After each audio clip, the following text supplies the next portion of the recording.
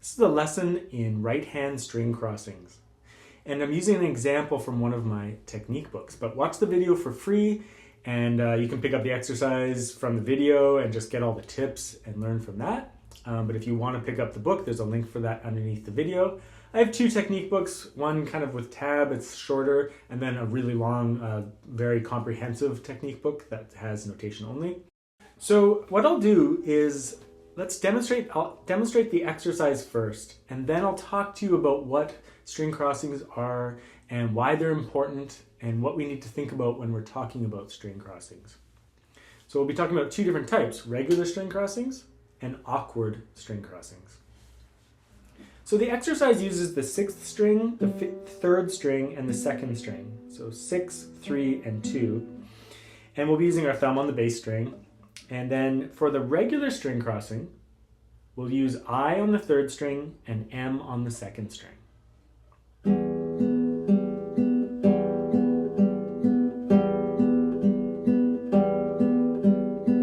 So that's P and I together, and then M, I, M. So that's the regular string crossing. The awkward string crossing is when M plays on the 3rd string and I reaches over to the 2nd string.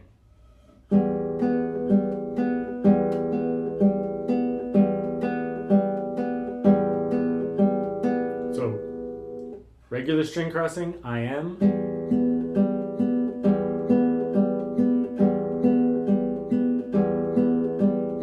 Awkward string crossing, am I.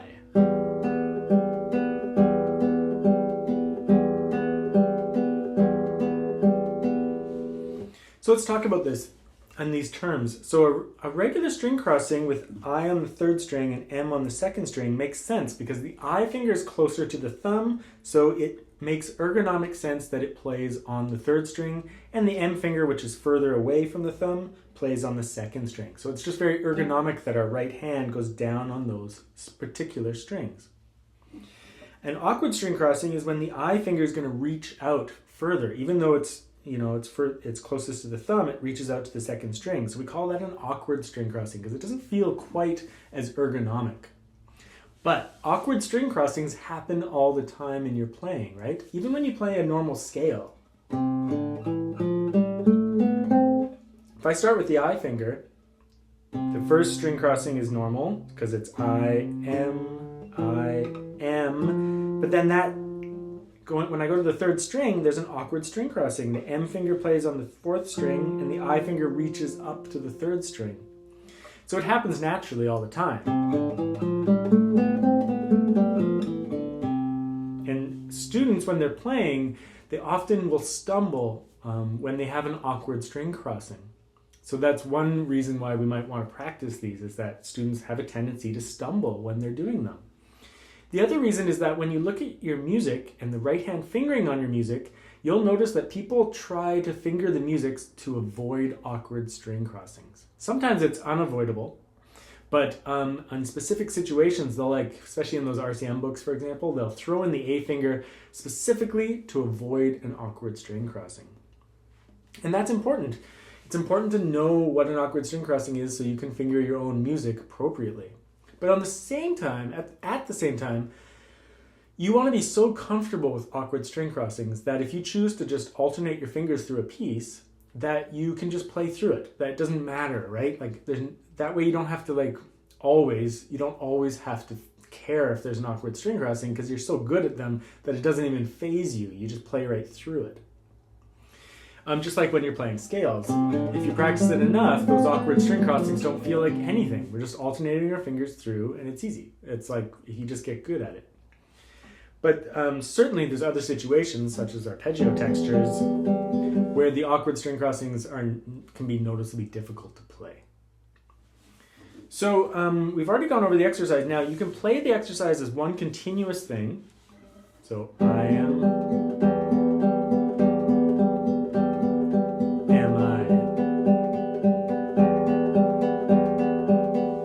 At faster speeds, it might not be practical to repeat a finger in the middle when you switch the pattern, so you just practice them individually. Regular string crossing, and then just switch and do the awkward string crossing.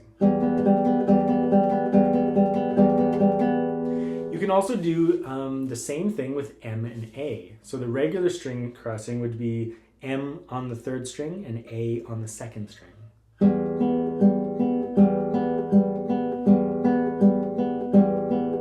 The awkward string crossing would be A on the third string, M on the second string.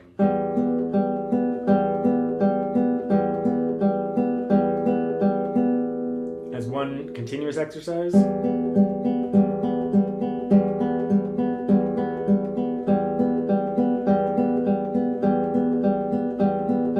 you go faster, you might want to break it up. Go M-A first. And then just switch and do A-M.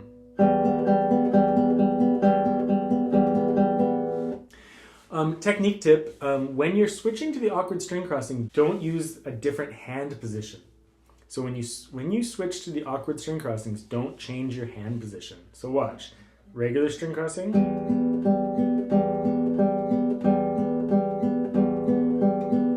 Awkward string crossing. So did you notice that I didn't actually change my hand position? Some students, when they switch, they change their whole hand position to make it easier, but that's not practical. If we're trying to get good at string crossings in pieces, you can't be changing your hand position every time there's an awkward string crossing. That'd be very inefficient. So make sure you're practicing them with the same hand position the whole time. One last thing, if you're more on the intermediate side, if you're on the beginner side, don't worry about this, but if you're more on the intermediate side, you can practice this exercise with a rest stroke in your thumb, but free stroke in your fingers. So rest stroke thumb, free stroke fingers. Even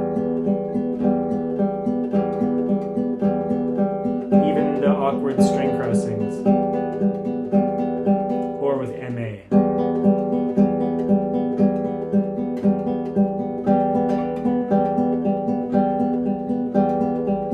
Students sometimes have a real problem doing rest stroke with the thumb, free stroke with the fingers, and they end up like not being able to play the dyad very evenly. They'll go like, they'll displace the two notes. Just make sure that you're able to do them at the same time.